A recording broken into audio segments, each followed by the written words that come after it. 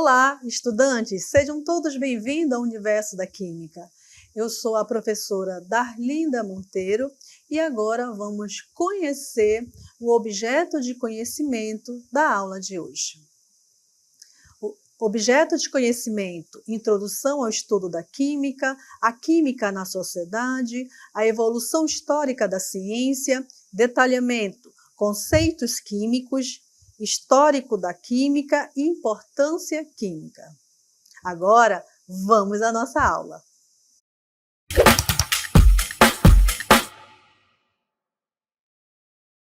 Você sabe de onde veio a química? Quem foram os precursores dessa caminhada? No vídeo que vocês vão assistir agora, com o título História da Química, da Alquimia Antiga à Ciência Moderna de Hoje. Vocês vão entender a origem dessa ciência que nos ajudará a compreender a nossa natureza e facilitar a nossa vida. Se liga aí! A química tem uma história longa e fascinante, que remonta a milhares de anos.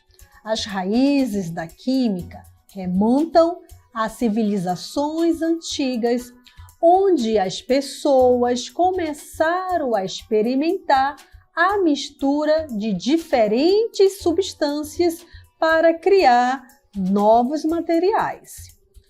Essas primeiras tentativas de compreender a natureza da matéria lançaram as bases para a ciência da química. Na Grécia Antiga, filósofos como Demócrito e Aristóteles desenvolveram teorias sobre a natureza da matéria e como ela era composta.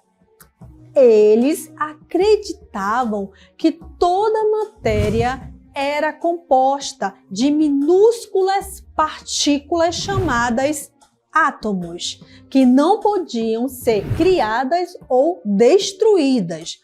No entanto, foi somente no século XIX que essa teoria se provou verdadeira. Durante a Idade Média, os alquimistas procuravam transformar metais comuns em ouro e encontrar a cura para todas as doenças. Embora os seus esforços tenham sido, em grande parte, mal sucedidos, eles fizeram contribuições importantes para o campo da química, experimentando diferentes produtos químicos e desenvolvendo novas técnicas para purificar e analisar substâncias. Hoje, a química continua a desempenhar um papel vital em muitas áreas da ciência e tecnologia, incluindo a medicina, a energia e ciências dos materiais. À medida que novas descobertas são feitas e novas tecnologias são desenvolvidas, a história da química continua a evoluir, moldando a nossa compreensão do mundo que nos rodeia. Apesar, das grandes descobertas logo no início da humanidade, da química, ela só foi estudada e vista como ciência no século XVII. Mas afinal, o que é química? Essa pergunta todo aluno de química faz, não é verdade? Quer saber que disciplina é essa, Muitos dizem que é uma disciplina difícil, muitos dizem que é uma disciplina chata, mas será que é isso mesmo? Então, o que é química? É uma ciência que estuda a matéria, as suas propriedades, estruturas e transformações. Os químicos, quando eles estudam, e entendem o comportamento da matéria e as suas e as suas consequências dessa estrutura, eles utilizam 3 níveis de conhecimentos. Vamos conhecer esses domínios desses conhecimentos? Os domínios utilizados são o domínio macroscópico, o domínio microscópico e o domínio simbólico. Eu estou aqui com uma representação, uma imagem, na verdade, né? Eu estou com uma imagem, e nessa imagem aqui, gente, ela representa os 3 estados físicos da água, né? Sólido, líquido e gasoso. Representando aqui o estado sólido, eu tenho a geleira, o líquido, o oceano, e o estado gasoso da água, eu tenho o vapor d'água. E aqui também eu tenho um exemplo dos domínios, né? Esses domínios que eu acabei de falar para vocês. Mas, antes de dizer quais são os exemplos dos domínios nessa imagem, a gente precisa saber, né, o que é um domínio macroscópico. O domínio macroscópico, ele corresponde aos fenômenos e processos químicos observáveis e perceptíveis numa dimensão visível. São domínio das coisas que nós conseguimos ver, né? Então, se a gente olhar para cá, ó, a gente consegue ver o oceano, a gente consegue ver as geleiras, não é verdade? E esses aqui são exemplos de domínio macroscópico. O domínio microscópico da química é frequentemente visitada na nossa imaginação. Às vezes a gente tem algumas áreas de conhecimentos que a gente precisa estar imaginando, né? E na química também, a gente às vezes fica imaginando algumas situações, né? Mas, apesar de não ser visível aos nossos olhos, né, esse domínio microscópico, podemos utilizar instrumentos como microscópios ópticos, tá? Esses microscópios, quanto mais sofisticados eles são, melhor eles vão gerar imagens, tá? E aí eles vão gerar imagens de entidades ainda bem menores, como moléculas e átomos. Um exemplo disso são as células biológicas. O domínio... e aqui nós temos como o domínio microscópico, né? Aqui não temos instrumento, não podemos visualizar, tá bom? Mas temos aqui o domínio simbólico. O domínio simbólico, ele é uma linguagem especializada. Ele é bem legal, esse domínio simbólico. Todo mundo gosta, né? Quanto mais um livro com imagens, né? A gente gosta, não é verdade?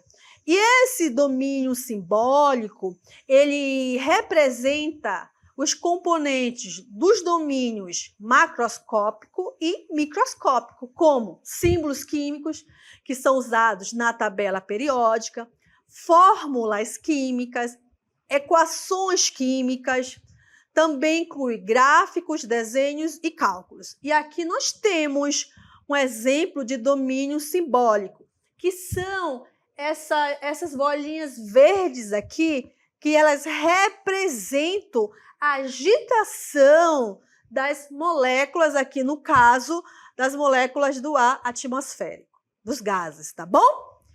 E aí, será que os cientistas, eles pensam diferentes? Será que existe uma linguagem dos cientistas? Vamos ver agora? Sim, existe. Existe uma linguagem, né, dos cientistas. Eles utilizam um método científico. O que é o método científico, tá? O método científico, ele vai validar uma pesquisa em conhecimento verdadeiro ou não. Pode também chegar à conclusão que aquilo era falso também, né? Ele fez uma pergunta e achou que aquilo não é verdade. Pode chegar também. Então, o método científico é uma abordagem sistemática. Nesse método científico, os cientistas eles vão investigar questões naturais, vão desenvolver teorias e testar hipóteses. E o método científico, como a gente pode perceber aqui, ele consiste em várias etapas e que essas etapas aqui, elas estão interligadas. A primeira etapa é a observação. O cientista, ele olha ao seu redor e ele faz questionamento, ele faz perguntas, tá? Ele primeiro faz a pergunta, tem uma dúvida. Ele também pode fazer coleta de dados quando ele está observando sobre um determinado assunto específico do mundo em que vivemos. O segundo é a formulação de uma pergunta. Então, o cientista ele elabora uma pergunta, né? Ele vai elaborar essa pergunta para ver se ele consegue ter uma resposta, tá? Então, ele elabora uma pergunta sobre aquilo que ele observou e ele tenta responder. E aí, quem vai ajudar, né, nessas respostas são as hipóteses, que é a terceira etapa aí do método científico. O que seria a hipótese? É uma suposição ou explicação preliminar para a pergunta formulada. Uma hipótese deve ser testável e passível de ser confirmada ou refutada por meio da experimentação. E aí a gente vem com a experimentação, né? Não adianta eu acho, ele não pode ficar no achismo. Ele precisa realizar experimentos e esses experimentos são controlados para testar as hipóteses, tá? Então eles vão manipular variáveis, vão observar as mudanças para determinar os resultados e aí vão apoiar, né, ou refutar as hipóteses. Feita a experimentação, ele vai ter o quê? Resultados, não é verdade? Ele vai ter várias coletas e dessas coletas, vários resultados. Desses resultados, ele vai fazer as análises de dados. É legal, isso é importante, porque é através dessa análise que ele vai chegar à última etapa, que é a conclusão. A conclusão, ela é o quê? Ela é a base dos resultados da experimentação. E os cientistas, eles vão formular uma conclusão. E essa conclusão pode confirmar ou rejeitar a hipótese inicial. Tá? E aí, eu acho bem interessante essa linguagem, né, do cientista, porque essa conclusão, ela pode validar, né? Ela pode dizer isso é verdade, ou pode levar a novas perguntas ou hipóteses. E agora nós temos aqui uma afirmação. A química, ela é chamada de ciência central. Sim, ela é a ciência central. Sabe por que ela é a ciência central? Porque ela vai dialogar com todas essas áreas de conhecimentos. Ela vai fazer o quê, professora? Ela vai ajudar a dar uma solução de um problema na engenharia, na física, na medicina. Tá? Por isso que ela é considerada, né, de ciência central, porque ela está interligada com essas áreas de conhecimento. Então, se você, né, pretende ser um engenheiro, um físico, um médico, vocês vão encontrar a química novamente. E aí, onde está esta química? Aí eu coloquei uma afirmação que eu achei legal e que eu concordo. A química está em toda parte. A química, ela está presente nas emoções. Então, quando você está alegre, tem química. Quando você está triste, tem química. Quando você está apaixonado, tem química. No preparo dos alimentos, tem química. Nos produtos de limpeza, também. O nosso primeiro laboratório químico, sabe onde é? É a nossa cozinha. É lá que ocorrem as transformações no preparo dos alimentos. E agora eu quero falar, sabe de quê? Da química do chiclete. Será que o chiclete tem química? E aí tem uma pergunta, né? Do que é feito o chiclete? O chiclete, a base dele é a base de goma, tá? Aqui nós temos a representação, né, dessa base. Observe que é uma molécula longa, tá? O chiclete contém uma molécula orgânica chamada de poliestileno. Esse poliestileno é usado também para produzir garrafas e sacos plásticos. Aí você vai me dizer, professora, então a base de goma é um plástico? Sim. Há muito tempo se usava a borracha natural. Hoje não, né? Hoje se usa a borracha sintética.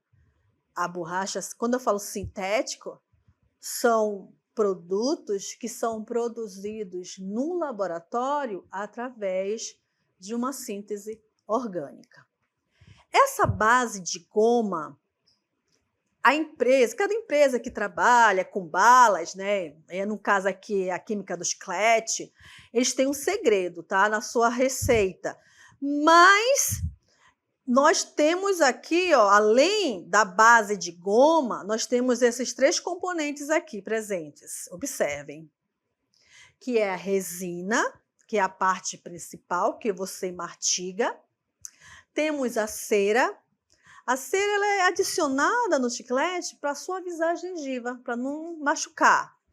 E temos também o elastômero, que ele é adicionado para dar uma flexibilidade. Além disso, também é adicionado no chiclete corantes e açúcar. Aí você pode se perguntar, tem algum valor nutricional, professora? Não tem valor nutricional, tá? A gente percebe que ele não tem nenhum valor adicionado aí, nutricional, né? Que possa mastigar chiclete, você vai obter vitaminas ou macro ou micronutrientes, tá bom? E agora a gente vai conhecer a química forense. O que faz, né, essa química forense? É uma área da química que aplica os princípios e técnicas químicas para ajudar na resolução de questões legais e criminais. Esta disciplina, né, ela utiliza conhecimentos e metodologias da química para analisar evidências encontradas em cenas de crime, laboratórios e ambientes relacionados à investigação criminal. O químico forense, ele precisa saber de química orgânica e biotecnologia. Agora, vocês vão conhecer alguns químicos que contribuíram para o desenvolvimento dessa ciência. Vamos conhecê-los? Então, o primeiro químico que vai passar aqui pelo nosso tapete vermelho é o Antônio Lavoisier. Olha aí. O Antônio Lavoisier, ele era filho, né, de um advogado que tinha muito dinheiro. E ele formou-se também como advogado. Só que ele não gostava, gente. Sabe o que ele gostava? Ele gostava da ciência. E aí, né, apesar, né, de ter essa formação como advogado, ele também se dedicou à ciência. Lavoisier, ele foi fundamental, primeiro, que ele é considerado o pai da química moderna, e ele foi fundamental na investigação do conhecimento da lei da conservação de massa e reformulou a nomenclatura da química.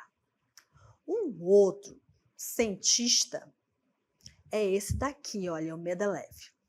O Mendeleev, ele é considerado o pai da tabela periódica. Mendeleev, ele é de uma família muito grande. Sabe quantos irmãos Mendeleev tem? Teve, né? 16 irmãos, com ele 17. Boatos na época de Mendeleev diziam que ele criou a tabela periódica quando ele adormeceu. Então ele dormiu e aí disseram que ele teve um sonho e aí ele pegou, montou lá a tabela periódica. Só que ele não gostava disso, não. Ele não gostava desses boatos. Ele dizia assim, é o seguinte, para criar a tabela periódica, tive que estudar durante 20 anos. Olha aí, Mendeleev era brabo, né, gente? Ele criou a tabela periódica e organizou os elementos químicos de acordo com as suas propriedades e massa atômica. Agora, vou trazer mais um químico, mas na verdade não é químico, é uma química, é uma mulher, Marie Curie. Ai, gente, eu adoro a Marie Curie, sabe por quê? Marie Curie, ela viveu, né? Nasceu, na verdade, na Polônia. E na época, a Marie Curie, o país dela estava sob o domínio russo. E vocês nem sabem. Era considerado ilegal mulheres estudar. Não podia. Mulher não podia estudar. Os russos não permitiam isso. Mas Marie Curie foi determinada, isso que eu acho legal, ela foi determinada, ela lutou e ela conseguiu ser cientista. Marie Curie teve um papel muito importante, gente, para a ciência. Ela descobriu 2 elementos químicos que são radioativos, o polônio e o rádio. O rádio, ele é um elemento radioativo utilizado no tratamento de pacientes com câncer.